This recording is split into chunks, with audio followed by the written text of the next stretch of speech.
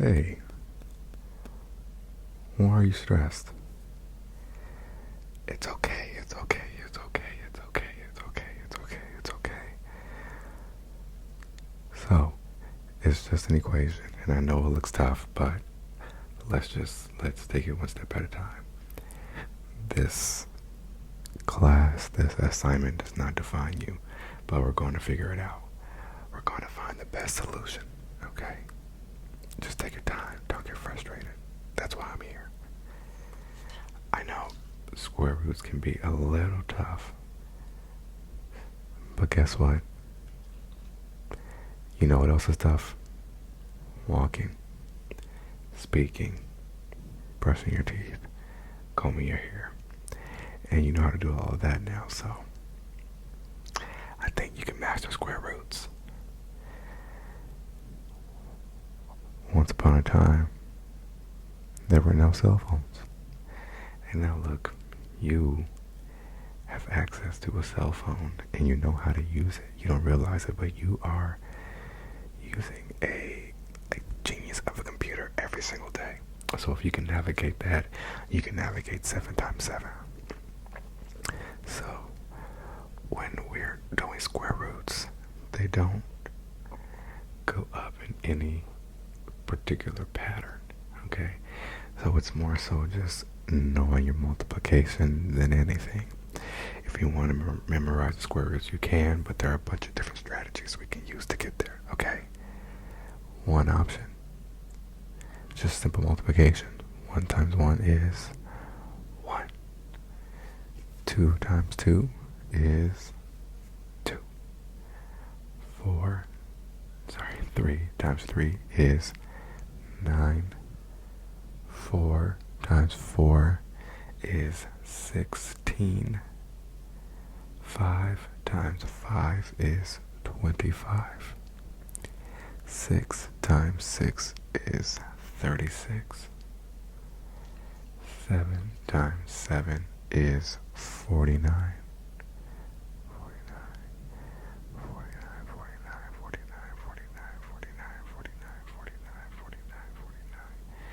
8 times 8 is 64.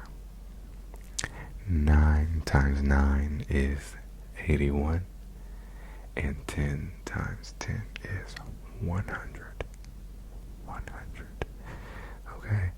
So, we can simply memorize them, or we can come up with strategies. So we know that if you have one group of 1, you simply have 1. They're by themselves, and that's okay. If you have 2 groups of 2, you have 4, right? It's 2 groups of 2 people. It's like a partnership and another partnership. You have a total of 4. 3 groups of 3. We're still in the easier range, so we know that's 9. It's just 3 plus 3 plus 3. 3, 6, 9. 4 times 4 is 16. This one is still pretty simple. We just take 4 and add it to 4, which gives us 8. And then we take 8 and add it to 8, which gives us 16. Or we can simply take 4 plus 4, which is 8. Add another 4, which is 12. And add another 4, which is 16. We're not too old to use whatever strategies we need to. Okay? Or not, if you need to write it down, if you need to count it out, all of that is fine. Okay? We usually don't allow dogs in the classroom, but today we do. Whatever it takes for you to get to the answer, that's okay. We all think differently, our brains work differently, and if it's easier for you to draw it out or to visualize it, then do that. Eventually, we'll get to a place where we can just do it mentally and with little brain power. But until then, you do what you need to do, okay? Thankfully, the dog has left our classroom so we can focus. 5 times 5, so 5 times is still pretty easy, right?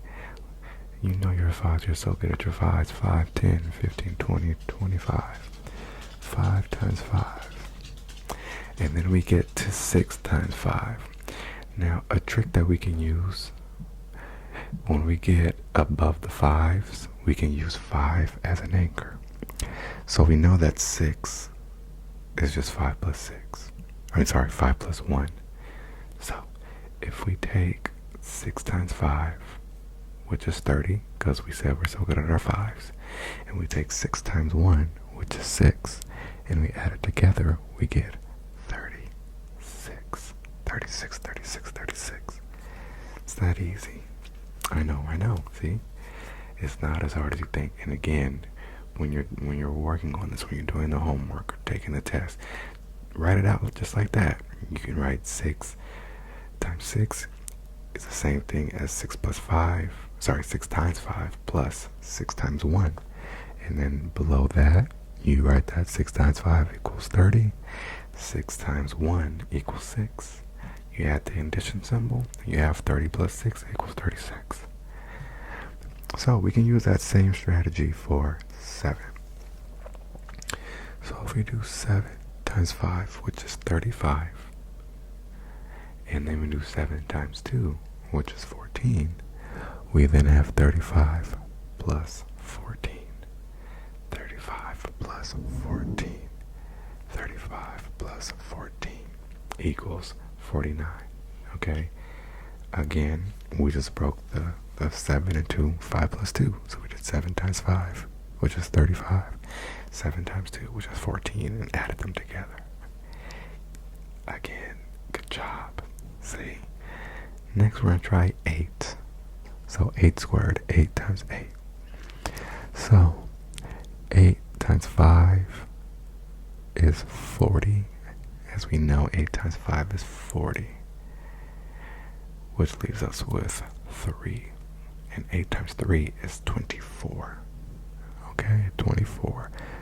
So we have 40 plus 24, which gives us 64. 8 trips me up every time because I'm always thinking, is it 56 or is it 64? And I have to remember that if we break up the 5, we have 5 and 3. And I know 5 times 8 is 40, and 8 times 3 is 24. I know that it sounds like a long process, but the more you do it that way, the quicker it becomes in your head, okay? Because eventually you can just do, 8 times 3 is 24, so it has to be the one that ends with the 4. So therefore, it's 64. But again, whichever way works best for you. And then we move on to 9. So 9 you can do one of two ways. You can do 9 times 5, which is 45. And then 9 times 4, which is 36. And you can add them together and get 81. However, an easier way, in my opinion, is just doing 9 times 10, which is 100. And then subtract 9 from that and you get 91. Apologies for saying 81 the first time. I made the whole thing up. Nope. 9 times 9. So you do 9 times 10, which is 90. And then 90 minus 9, which is 81. You see, we all make mistakes. And what happens when we make mistakes is that we learn from them. There's a lot of knowledge that we would not have if we did not make a mistake first. Right? So it is okay to not always have the correct answer, because that is what leads us to the correct answer. No one just comes up with the correct answer the first time. That's why we have the scientific method. That's why we have trial and error. That's why we have innovation, right? If everybody came up with the perfect answer the first time, we would have stopped at the first iPhone, and we would have stopped at the first car, or really would have stopped at horses, because people think, oh, somebody already solved it, that's good. But no. So if you make a mistake or something's not the way it looks or the way it should look, don't be afraid to try it again. In fact, you should embrace trying it again. So we're going to take it a step further. We're going to do 10. 10 times 10 is 100. 10 times 10 is 100. So now that we've made it to 10, we're going to switch our 5 trick to the 10s trick, okay? So we're no longer going to anchor 5, we're going to anchor at 10. So we know when we multiply by 10, we just add a 0, right? So 11 times 11. We're going to make 11 times 11. 11 times 10. Very good job, yep. And then, oh, yes, exactly. Plus 11 plus times 1, okay? Perfect. And so we know 11 times 10 is 110 because we just add the 0. And then we know 11 times 1 is 11, right? So we have 110 plus 11, which is 121. 121. Again, it's just 110 plus 11. I am parched. Sorry.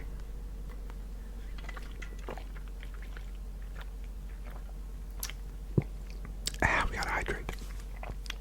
So, the next one, we're just gonna go up to 12 because 0 through 12 is the core of multiplication facts, and it's a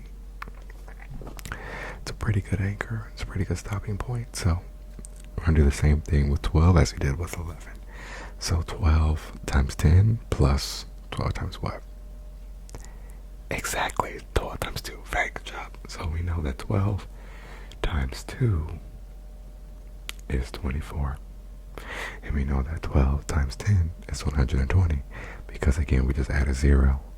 So we have 120 plus 24 gives us, drum roll please,